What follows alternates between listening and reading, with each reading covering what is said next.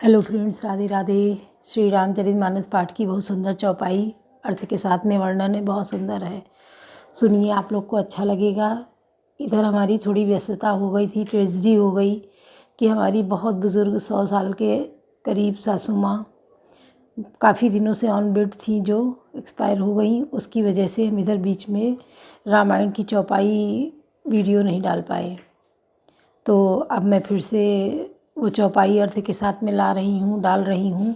आप भी वैसे ही सुनिए और वैसे ही कमेंट करिए, अपने अपने डिसीज़न दीजिए, निर्णय दीजिए, क्या है कमेंट करके बताइए।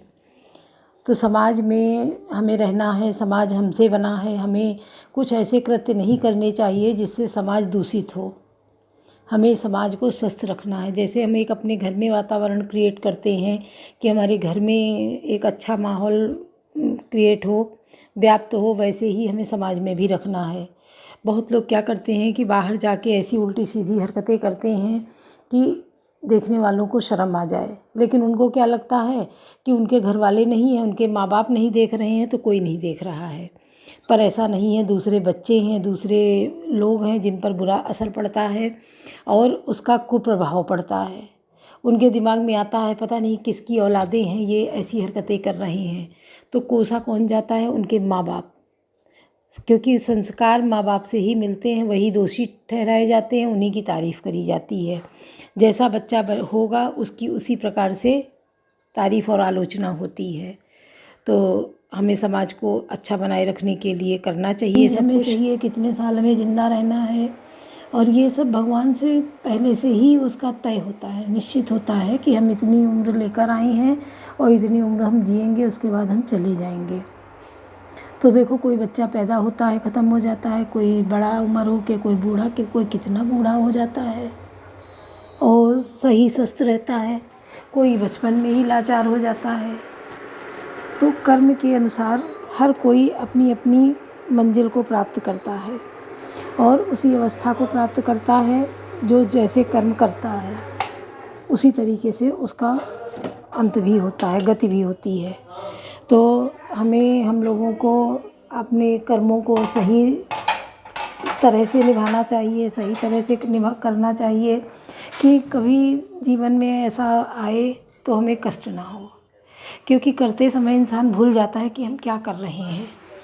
देखिए, आप खुद ही अगर किसी के साथ अच्छा करते हैं तो आपकी आत्मा अंदर से प्रफुल्लित होती है, खुश नहीं होती है। आत्मा प्रफुल्लित, खुश केवल मन होता है। अगर आप कह दें कि हाँ हम ये काम करके खुश हैं, तो वो केवल मन खुश होता है, आत्मा नहीं होती है।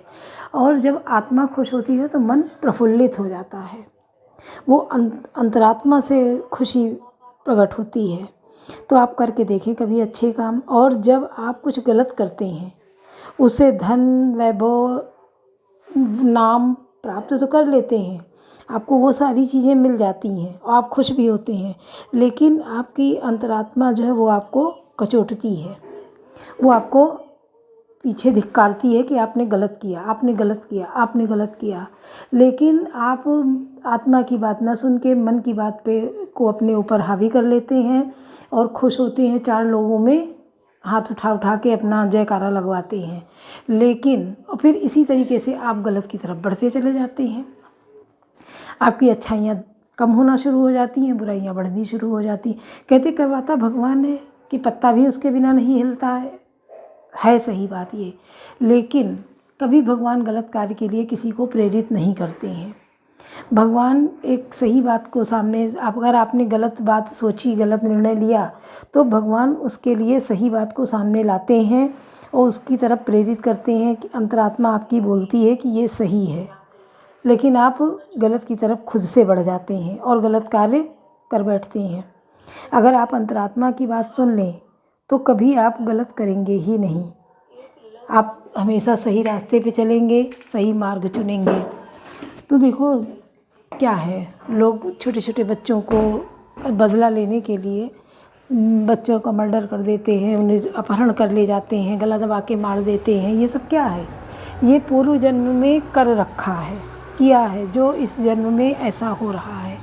जब किसी दूसरे बच्चे के साथ आपने गलत किया, इस तरीके से गला दबा दिया, सब किया, तो आपको बुरा नहीं लगा, आप खुश हुए कि हाँ हमने बदला लिया। जब आपके साथ वही कार्य हुआ तो आप क्यों पीछे हट रहे हैं, क्यों आपको कष्ट हो रहा है? लेकिन तब आपकी अंतरात्मा आपको नोचने लगती है कि हाय हमारा बेटा चला गया, हमारे साथ गलत हुआ। इसीलिए करने से पहले 10 बार सोचो। कहते हैं ना, करनी करे तो क्यों डरे, करके क्यों पछताए। करनी करे तो क्यों डरे, करके क्यों पछताए। तो जब आपने कर्म किया है तो करने के बाद आपके साथ वही प्रतिफल मिल रहा है तो आप क्यों पछता रहे हैं, क्यों परेशान हो रहे हैं, क्यों रो रहे हैं? आप भी उससे सामना करने के तैयार रहिए, उसका सामना करिए। लेकिन अपने समय आने पर इंसान बिल्कुल गिड़गिड़ाने लगता है, रोने लगता है और किसी तरीके से मतलब टूटने लगता है कि हमसे बर्दाश्त नहीं हो रहा। लेकिन जब आपने वही कृत्य दूसरे के साथ किया तो उसके पे क्या बीती होगी बताओ? अरे तहस में आके लोग लड़ाई झगड़ा करते हैं, उसको दबा भी सकते हैं। ये घर की लेडीज़ का काम है। अगर आपस में परिवार में लड़ाई हो रही है तो लेडीज़ इस बात को दबा सकती हैं। अरे उस बात को समझा ले जाओ, थोड़ा सा आपको धैर्य रखना होगा, संतोष करना होगा, आपका जीवन पूरा आनंदमय रहेगा। अभी आप लड़ाई झगड़ा करें, देवरानी जुटानी, चुटिया नुचव्वर करें, मारपीट करें, थाना पुलिस हो जाए, कितना दर्द मिलता। और उस सब में झेलता मेन आदमी है। ऐसे में भाई थाना पुलिस होगा तो मेन आदमी दौड़ेगा, पैसा खर्च करना, आर्थिक नुकसान, मानसिक हर तरह से परेशान होता है। तो थोड़ा धैर्य रख लो ना। अगर आप 2 बार गम खाएंगे तो एक बार वो भी खा ही जाएगा गम कि हाँ देखो इन्होंने ऐसा किया तो हम भी इस तरीके से रहें, वो भी सीख लेगा। ऐसा नहीं है कि गलती एक तरफ से होती है या धैर्य एक तरफ से होता, दोनों तरफ से मिलके ही कोई बात का समाधान निकलता है। तो उसके लिए हम लोग तत्पर रहें, अपने परिवार में सामंजस्य बनाए रखें कि कभी ऐसी परेशानी ना आए, अगर आए तो उसका हम लोग डट के सामना करें। और जब परिवार में थोड़ा धैर्य रख लेंगे तो एक बंद मुट्ठी बन जाएंगे। आप अंदर चाहे मनमुटाव हो भी पर बाहर वाले को पता नहीं चलना चाहिए कि आप अंदर से अलग अलग हैं, क्योंकि उसका फ़ायदा बहुत जल्दी दूसरा उठाता है। अगर लगेगा कि आपने अपने घर की किसी से बुराई कर दी तो वो 10 बुराई आपको और गिना देगा उसकी। तो इन चीज़ों से आप अपने परिवार को बचाए रखें, परिवार में सामंजस्य बनाएं, एकता रखें। बाहर वाला हमेशा डर के रहेगा, उसकी हिम्मत नहीं कि आपके परिवार के बारे में कुछ भी बोल दे। बाहर निकलें हंस के, एक साथ त्यौहार मनाएं, करें। देखो करना अच्छा लगता है, रोज़ का बनाना खाना तो अपना अपना है। कभी कभार का एक साथ होना है, बैठना है। अगर अपना अपना बनाना खाना है फिर साथ बैठ के बात करने में क्या दिक्कत है, फिर मिल के रहने में क्या दिक्कत है? जब अपना कमाना अपना खाना है फिर तो हम लोग मिल के रह ही सकते हैं। मेन प्रॉब्लम आती है जब पैसे नहीं होते, पैसे कम होते हैं, उसकी लड़ाई झगड़ा होती है। लेकिन ऐसा नहीं है, बहुत घरों में तो पैसा भरपूर है, सामान भरपूर है, फिर भी लड़ रही हैं महिलाएं, बहुएं, सास बहू, देवरानी जेठानी। क्यों? अहम है उनमें। ये अहम को निकाल फेंको कि हम बड़े घर से हैं, हम बड़े घर से हैं, इस अहम को बिल्कुल निकाल दो। अगर आप लोग बड़े घर से हैं तो आप इसी घर में तो बराबर है लेवल आपका। यहाँ तो आप एक ही घर में दोनों आए हो, तीनों आए हो, चारों आए हो, तो अपना लेवल बराबर आके आपको एक उसमें रहना होगा। अहम में मिलता क्या है? 10 बुराइयाँ, 10 बातों की लड़ाई।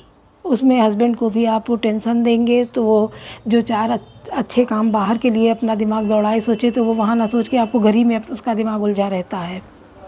तो इससे फ्री करिए अपने हस्बैंड को, वो लोग अपने बिजनेस में, अपनी नौकरी में अपना मन लगाएं, आप लोग अपने परिवार में मिलजुल के रहें, कभी ऐसी बात ना लाएं। और ये बातें कहिए कि केवल हम रफली कहते हैं, नहीं, हम अपने घर में करते भी हैं यही फॉलो। हमारा घर, आप कहीं किसी से पूछिए, मेरे घर में सब ऐसी सामंजस्यता है कि हम लोग मिल के रह रहे हैं। कभी आप मतलब जो घर आएगा उसको पता ही नहीं चलेगा कि बेटा किसका है, बेटी किसकी है, ये सगे भाई बहन है कि चचेरे हैं, इतना मिल के रहते हैं। तो हम चाहेंगे सबके घर में ये सामंजस्यता बनी रहे, सब मिल के रहें, क्योंकि जो उनके माँ बाप होते हैं उनके 4 बच्चे होते हैं तो चारों को एक उसमें पालते हैं। आप अलगाव ला रहे हैं, आपके भी 2 बच्चे हैं, आप चाहते हैं हमारे दोनों बच्चे बिल्कुल मिल के रहें, लेकिन अगर आप उससे रह रहे ये सोच है तो आपके बच्चों में भी अलगाव बढ़ेगा, वो भी अलग होके रहेंगे। कवन सो काज कठिन जग माही, जो नहीं होई तात तुम पाई। अरुणोदयं सकुचे कुमुद उडगन ज्योति मलीन। जिमि तुम्हारे आगमन सुनि भय नृपति बलहीन। कवन सो काज कठिन जग माही, जो नहीं होई तात तुम पाही। अरुणोदय होने से कुमुदनी सकुचा गई और तारागणों का प्रकाश फीका पड़ गया। जिस प्रकार आपका आना सुनकर सब राजा बलहीन हो गए। नृप सब नफत करई उजियारी, टारी न सकई चाप तंबारी। कमल कोक मधुकर खगनाना, हर से सकल निशा अवसाना।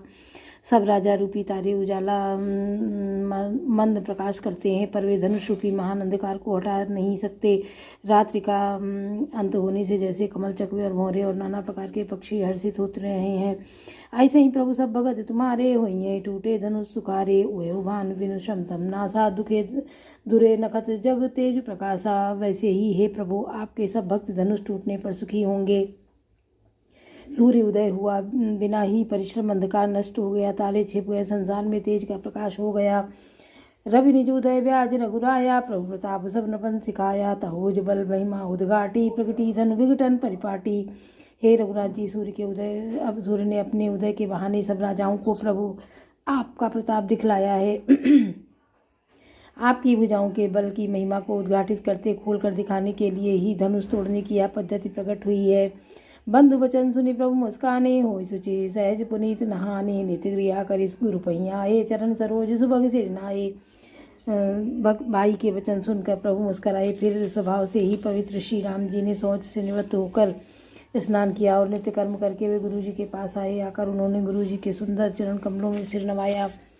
सदानंद तब जनक बुलाए, कौशिक मुनि पै तुरंत उठाए। जनक विनय तिन आई सुनाई, हर से बोल लिए दो भाई।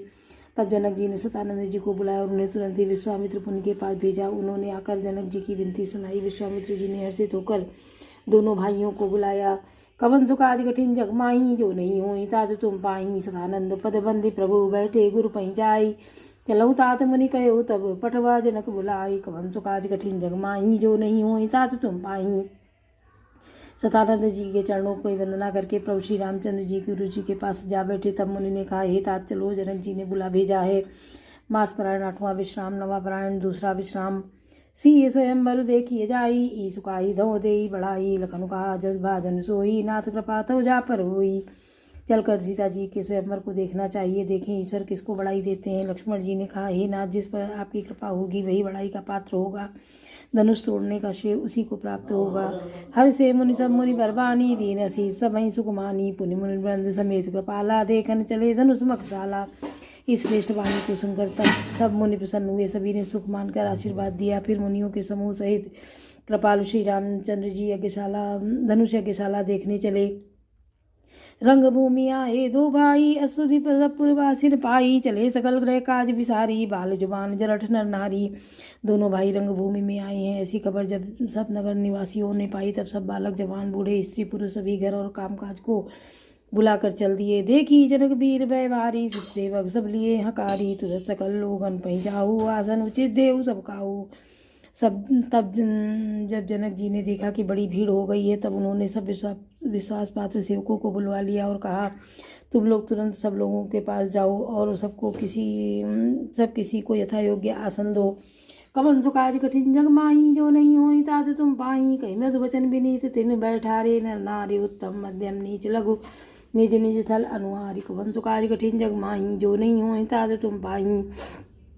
उन सेवकों ने कोमल और नम्र वचन कहकर उत्तम, मध्यम, नीच और लघु सभी श्रेणी के स्त्री पुरुषों को अपने अपने योग्य स्थान पर बैठाया।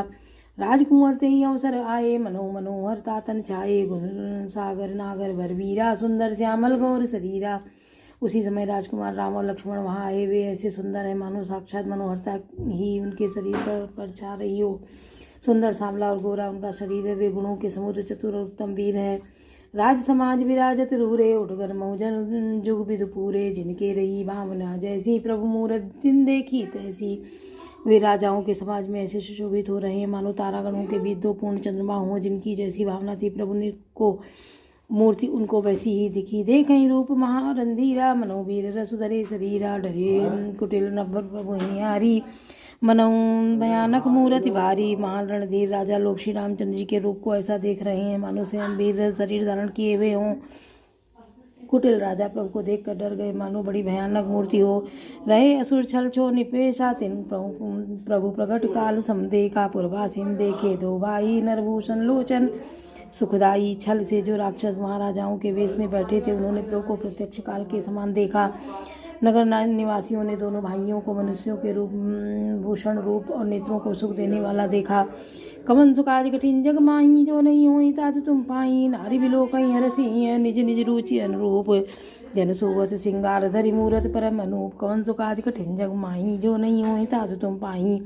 स्त्रियां हृदय में हर्षित होकर अपनी अपनी रुचि के अनुसार उन्हें देख रही हैं, मानो श्रृंगार रसी परम अनुपम मूर्ति धारण किए सुशोभित हो रहा हो। बोलो सियावर रामचंद्र की जय, पवन सुत हनुमान की जय, लाडले लखन लाल की जय।